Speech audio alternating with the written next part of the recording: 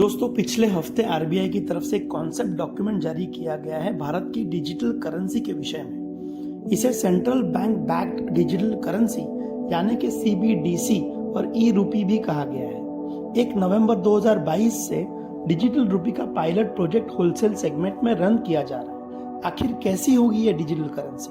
आज हम जिस तरह से ट्रांजैक्शंस करते हैं, अलग अलग मोड्स का इस्तेमाल करते हैं, जैसे कि आरटीजीएस, आईएमपीएस, यूपीआई, इनमें डिजिटल रूपी आने से क्या बदलाव होगा, आज इस वीडियो में ढूंढेंगे सारे सवालों के जवाब। ये वीडियो बहुत ही सिंपल सी भाषा में इस कॉम्प्लेक्स कॉन्सेप्ट को समझाने के लिए बनाया गया है। आज जो करेंसी नोट्स यूज किए जाते हैं उसी का डिजिटल फॉर्म है ई रूपी। ये आपके डिजिटल वॉलेट में स्टोर हो सकता है। इसे स्टोर करने के लिए आपको किसी बैंक अकाउंट की जरूरत नहीं होगी। आपका मोबाइल नंबर ही आपकी आइडेंटिटी बन जाएगा। इसे आप बिना इंटरनेट के या बिना स्मार्टफोन के भी ट्रांसफर कर सकते हैं। दोस्तों, जबकि आज हमारे पास यूपीआई जैसी इंस्टेंट पेमेंट की सुविधा मौजूद है, तो डिजिटल रुपया लाने की जरूरत आखिर क्यों पड़ी?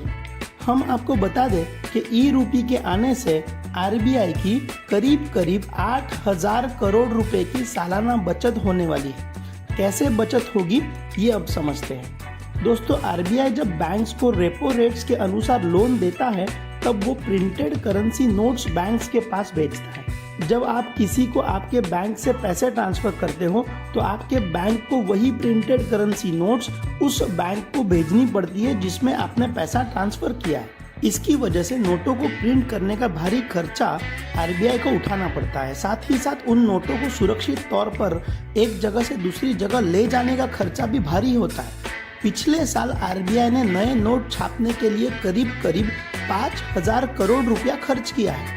डिजिटल करेंसी आने से नए नोट्स प्रिंट नहीं करने पड़ेंगे। डिजिटल करेंसी का सबसे बड़ा प्रभाव होगा ब्लैक मनी और काउंटरफिट करेंसी पर। आज हजारों करोड़ रुपए के जाली नोट्स बाजार में घूम रहे हैं। इन जाली नोट्स की वजह से देश की अर्थव्यवस्था खोखली हो रही है।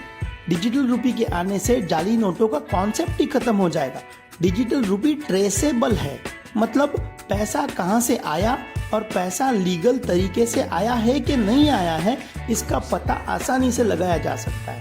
बोरियों में भर भर के जो काला धन रखा होगा, उन पर सबसे बड़ा प्रहार है डिजिटल रूपी। भारत की डिजिटल करेंसी ब्लॉकचेन टेक्नोलॉजी पर आधारित है। ब्लॉकचेन टेक्नोलॉजी पर आधारित कई दूसरी क्रिप्टो करेंसी आज भी अवेलेबल है, जैसे कि बिटकॉइन। लेकिन क्रिप्टो करेंसी और भारत के डिजिटल रूपी में बहुत बड़ा फर्क है। ई रूपी आरबीआई के तरफ से जारी की गई ऑथराइज्ड और लीगल करेंसी होगी, जिसे भारत सरकार का अश्योरेंस होगा। इसीलिए इसकी कीमत बड़े पैमाने पर कम ज्यादा नहीं होगी, फ्लक्चुएट नहीं होगी। आपने देखा होगा कि महज 1 साल पहले बिटकॉइन की कीमत 52 लाख रुपए के करीब पहुंच चुकी थी और आज उसी बिटकॉइन की कीमत महज 17 लाख रुपया है। क्रिप्टो करेंसी का कोई आधार या कोई बेस नहीं होता है। In other words, there is no underlying asset for the crypto currencies. Digital rupee को देश के चुने हुए सरकार की गारंटी होती है। It is backed by a sovereign guarantee. Crypto currencies को इजीली मैनिपुलेट करके उसकी कीमत कम ज्यादा की जा सकती है, लेकिन ई रूपी की कीमत इंटरनेशनल करेंसी मार्केट में तय होती है, जिसे आसानी से मैनिपुलेट नहीं किया जा सकता। क्रिप्टो करेंसी का कोई लीगल बेस नहीं है।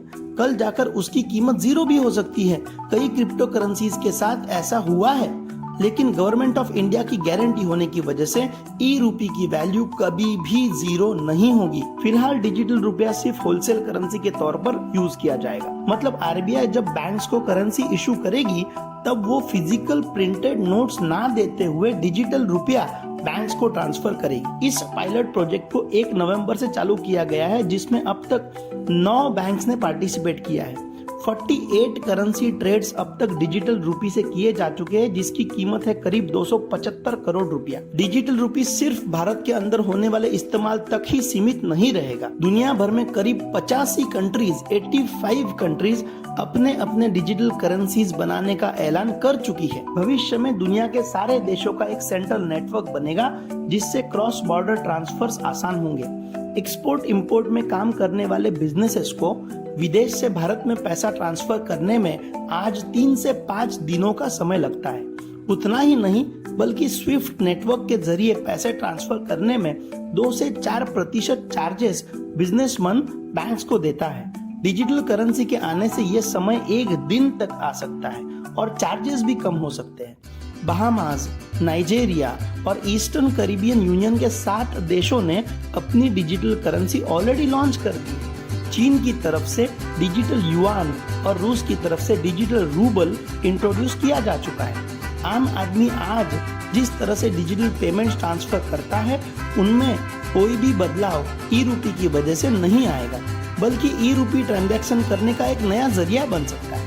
भारत में आज भी करीब 30 करोड़ लोग स्मार्टफोन का इस्तेमाल नहीं करते हैं। उनके लिए ई रूपी बहुत ही फायदेमंद साबित हो सकता है। आरबीआई के गवर्नर शक्तिकांता दास ने यह कहा है कि CBDC trial is a landmark moment in the history of money. दोस्तों, इंस्टेंट पेमेंट्स की रैंकिंग में भारत पूरी दुनिया में सबसे ऊपर है। यूपीआई ने भारत के पब्लिक फाइनेंशियल इंफ्रास्ट्रक्चर की तस्वीर बदल डाली है, जिसका भारत की जीडीपी बढ़ने में सबसे बड़ा योगदान रहा है। इसी सक्सेस स्टोरी को डिजिटल करेंसी एक नई ऊंचाई पर लेके जाएगी। इस वीडियो में इतना ही। हमारे रिसर्च बेस्ड वीडियोस की इन्फॉर्मेशन अगर आपको अच्छी लगी हो तो याद से चैनल को सब्सक्राइब करें और वीडियो को लाइक जरूर करें। धन्यवाद।